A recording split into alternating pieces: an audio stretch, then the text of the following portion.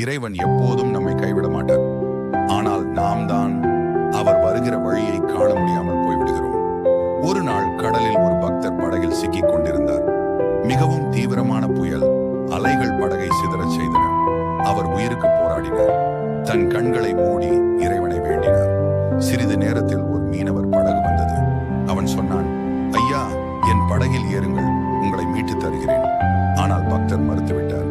இல்லை, என் இறைவன் தான் வருவார், நானும் அவருக்காக காத்திருக்கிறேன். ஐயா, உம்மை மட்டுமே நம்புகிறேன், என்னை காப்பாற்ற வேண்டும். இதுபோல் 3 முறைகள் 3 பேரும் வந்து அவரை காப்பாற்ற முனைந்தார்கள். ஆனால் அவர் யாரையும் ஏற்கவில்லை. இறுதியில் அவர் உயிரிழந்தார்.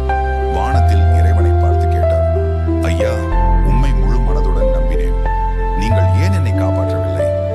இறைவன் மெதுவாக பதிலளித்தார், பிள்ளையே, நானே 3 தடவைகள் உன்னை காப்பாற்ற படகுகள் அனுப்பினேன்.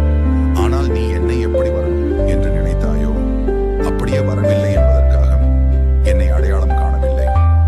இறைவன் நம்மை காப்பாற்றும் முயற்சியில் இருக்கிறார். ஆனால் நாமும் அவர் வருகிற வழியை கவனிக்க வேண்டும். அவரை உணர தெரிந்து கொள்ள வேண்டும். இறைவனை நம்புவது முக்கியம். ஆனால் அவர் வருகிற சின்ன சின்ன அடையாளங்கள்